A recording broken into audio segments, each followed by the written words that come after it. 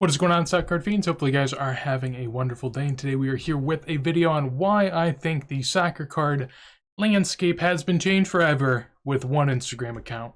I know it sounds pretty crazy, and it's meant to sound a little crazy, but I realistically, deep down, believe this to an extent. I don't think that, one Instagram account's going to change the entire community and it's going to be what upholds the soccer card segment, but I think it is the ball that will start rolling and continue to roll for a long time. So with that said, let's just go ahead and talk about it. So here it is, the man himself, Castro Collects, the official collection of Castro 1021, which is this man right here. He has 600,000 followers over on Instagram, but that is not his main platform, as he does also stream. He has 3.5 million followers over here, so quite a big influencer, I would say. Just generally speaking, or a big personality. I've watched him a lot back in the day. If you're really big into soccer cards, you might have heard of him if you watch a lot of Ultimate Team content, but basically he is a big personality within the FIFA gaming space who has recently started to open a lot of boxes, more so than, collecting older stuff, as we'll see by his pictures, but that's how it starts for most people, so it makes all the sense in the world. So he started posting 5 days ago, and here we have a 2006 Ronaldo World Cup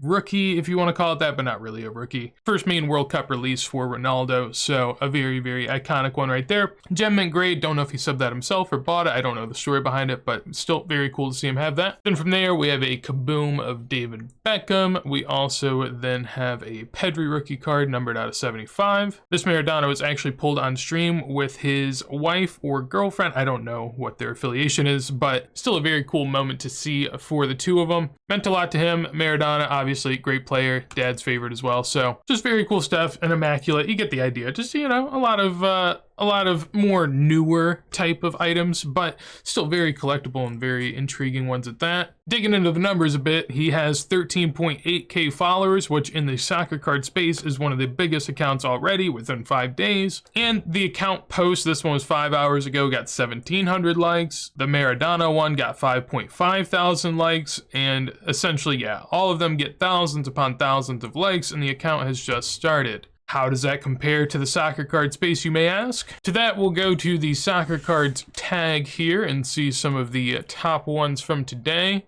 I think these are the top posts. There we go. So let's get on in there. We got 171 up here. We have 154, 160, 123. Shout out James.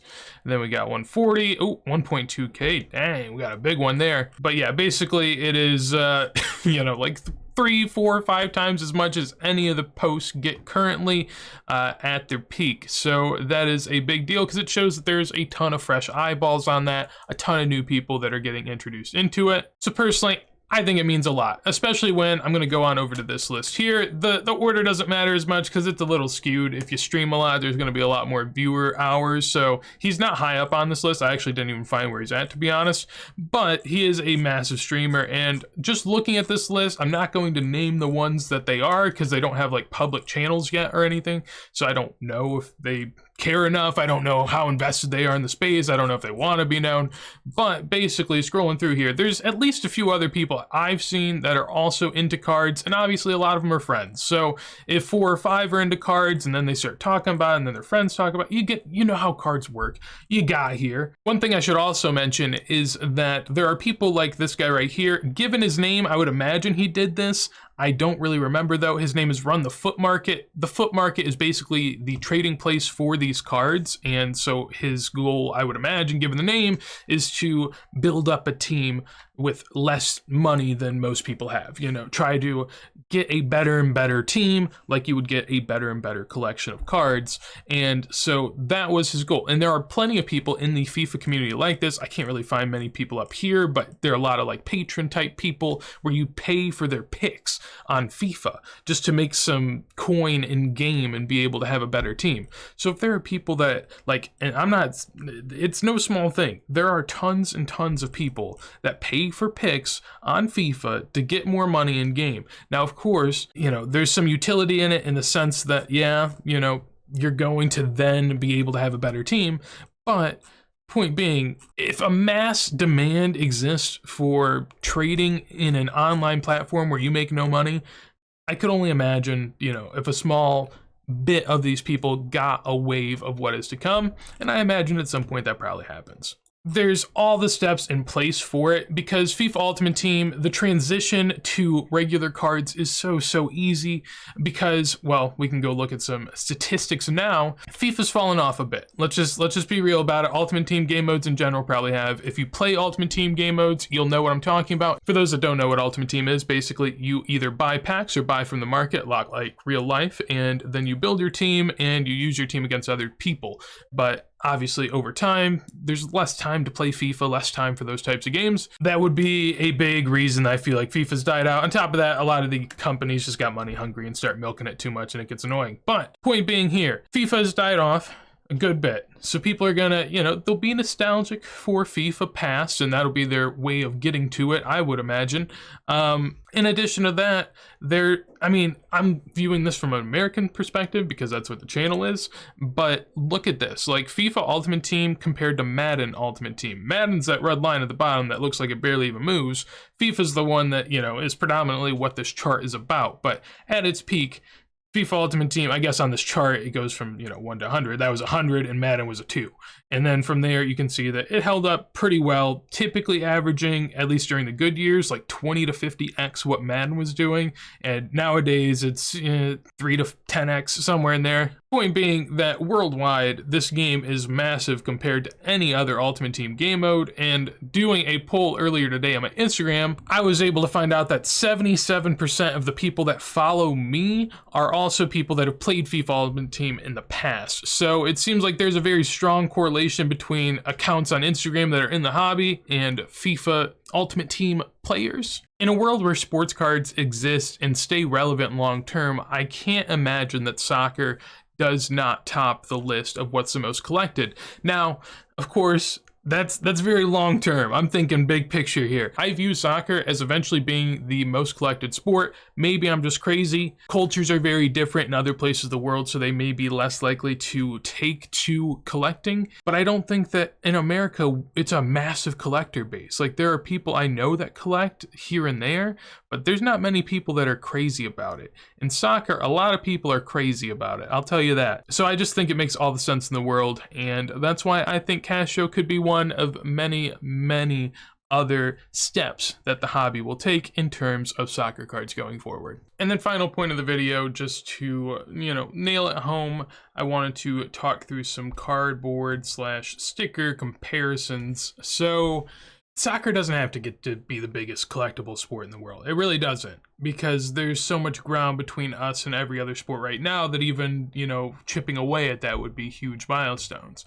So to prove that, here we have a Ronaldo PSA 10 sticker. There are only 22 of these, and one is not sold in the last 3 months, so there is no price data other than the last one that sold up here. That is 80.4K. There are 22, and at 80.4K a pop, that is 1.22 million overall in terms of the value of all the stickers combined for the PSA 10 grade. Ronaldo only has 2 rookie options. It's either this or his Mega Cracks card, so out of any of the GOATs in soccer, this is the one with the least amount of rookies out there, or at least the least amount of variations of rookie. Maradona is a bit more rare, but if we then go to other GOATs of other games, here we have the Michael Jordan Fleer 1986 coming in at a market cap of 72 million. So essentially what that is saying is this is somewhere near 60x what the Ronaldo market is worth. And with Jordan, not only do you have a plentiful amount of 10s, you have thousands of 9s. If we go on down to a PSA 9, then we'll see that that pop is 3,000 almost,